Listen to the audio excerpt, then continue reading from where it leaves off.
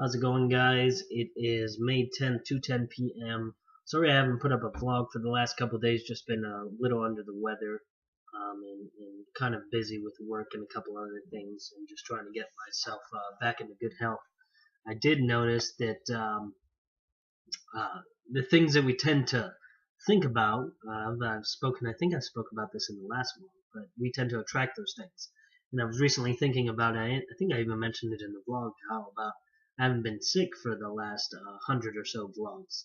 And sure is anything that, I think on the way back from my flight or shortly after I got back, I got a little bit of a cold that lasted a couple days. I'm still trying to get over it now. I do have to work this evening, but I hope to be back in good shape by the weekend. So today, today's vlog, and I'm gonna be doing 4 vlogs here today. But the first one's gonna be about having my daughter back. So I didn't realize it, and sometimes you don't realize the fun times that you have with your kids unless you're really living in that moment. I remember telling my wife that one of the things I miss most about with my daughter was something so simple, and it was watching TV on the couch when she would tell me that she would want to lay on my belly to go to sleep. And as soon as we got back, we have this habit of watching TV together towards the end of the night after we've all showered and we're kind of winding down for the evening. We'll put on a movie or something for my daughter, and that'll pretty much be it. And sometimes we'll fall asleep on the couch. Sometimes we'll watch a movie and then go to bed. It just really depends. But I remember when we got back, and that happened within the first couple of days, and it happened again last night.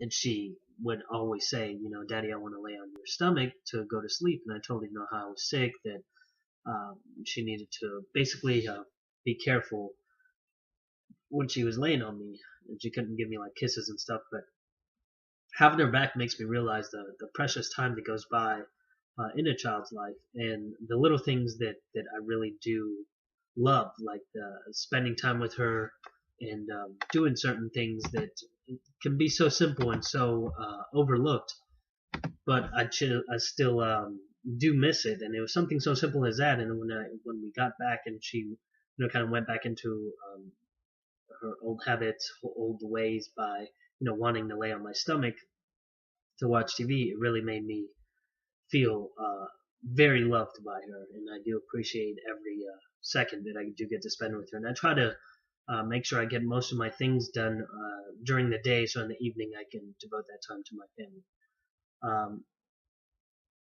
And it's just been kind of a blessing. I haven't been able to keep up as well as I'd like to with going out with my family and doing things like during the day, because sometimes they want to go out on weekends, and I just, I work in the evenings, almost 12 hours on Fridays and Saturdays, between 10 or 11 hours, and it's just a little bit difficult for me to get up early on, let's say, a Saturday morning when I got home at 3 or 4 o'clock the night prior. But I'm trying my best to keep up with it. But having my daughter back really just makes me overwhelmingly happy. She does things that really catch me off guard sometimes, and you can tell that she's getting smarter. You could tell that she's getting bigger, and she really went back into the swing of things rather rapidly.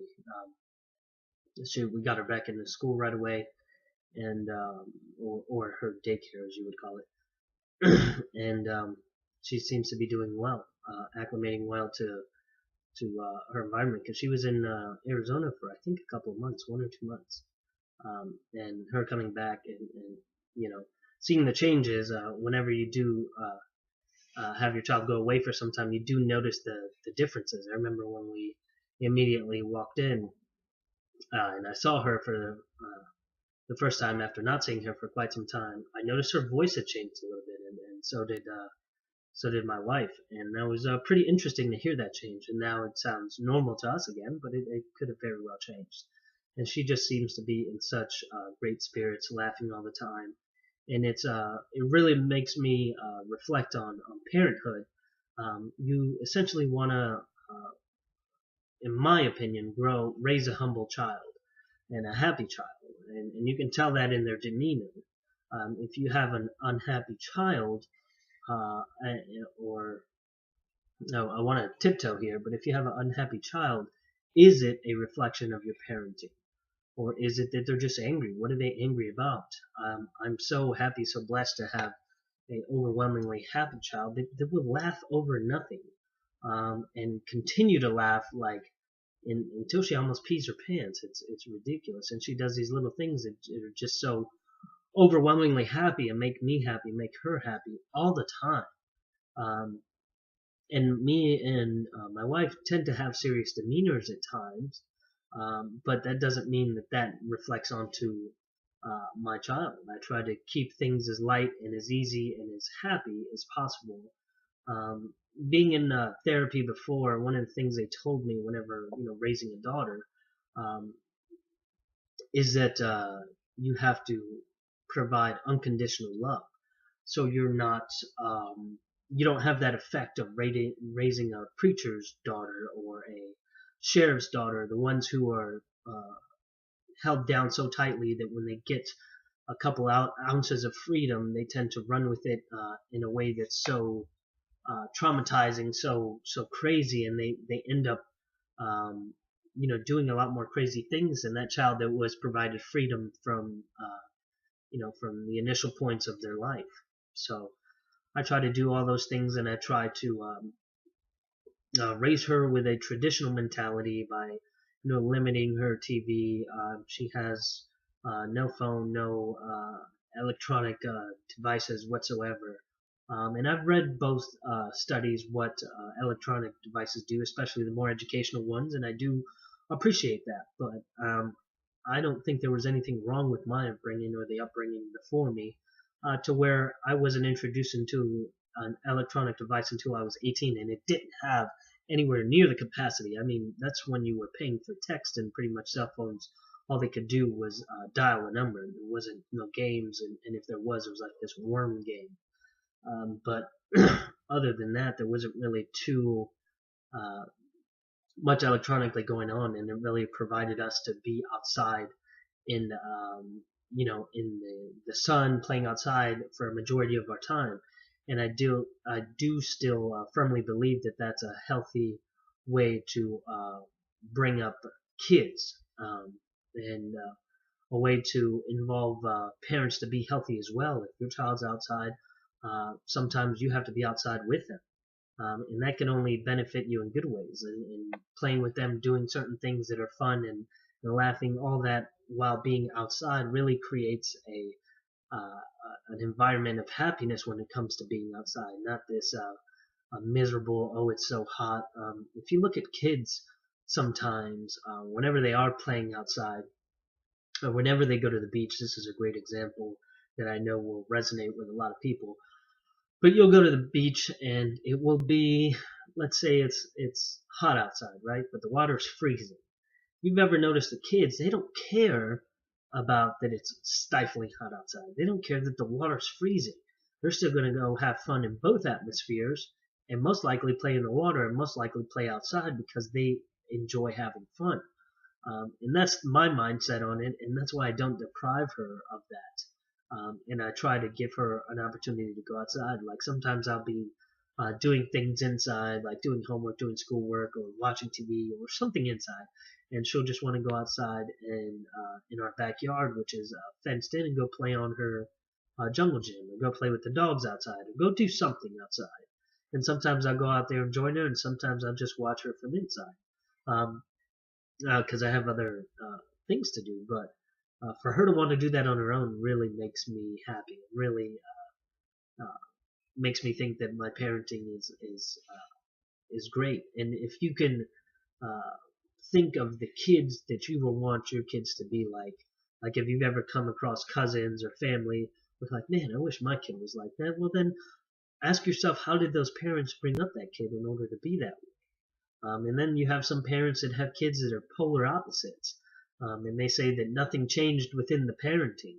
Something had to have changed, in my opinion, for them to have two completely different types of kids. There was something that had changed, in my opinion. But a lot of this has to reflect on my daughter being back home and me kind of taking a look at those things from a secondhand point of view and seeing those things and appreciating. Whenever she was in Arizona, being outside was a daily occurrence, and it pretty much is here too. And they would do a lot of things outside in Arizona. And that's, my daughter's being brought up in a way that being outside is fun, playing outside is fun, and electronics are very limited. Like I said, I don't. She doesn't own anything besides. Yeah, she doesn't own really anything that's like a digital device that can recreate games or a learning experience. I believe the daycare or school is for that learning experience, and um, other things can be replicated through the technology, but is that the best? If they're spending all day inside at a school and don't necessarily get that much time outside, then when they get home, the way I was brought up is, you obviously have to get your homework done first, and then you can go outside for a little bit. And it was a reward-based system, so outside to me was always a very fun place to be, and something I had to work towards in order to get outside quicker and do my homework faster. So all these things again, just kind of reflecting as my daughter's been back and some of the more positive things that have occurred since she's been back. And I think that'll be it for today's vlog. I got a couple more here to post within the next short while, and I appreciate you guys watching, liking, commenting, subscribing. I think I saw a slight increase. I think I'm at 67 subscribers now. Still trying to get to that magic number of 75, and I still know excuse me, I still know that I haven't done the reflection for April, but I'm sure I'll get around to it eventually. If not, I'll kind of sum it up into the end of this month. But sometimes I have these things that I like to talk about, mentor people about, and I think that that tends to be more important than a reflection of my previous month when I've done those before. So I appreciate you guys watching, and I'll see you on the next one.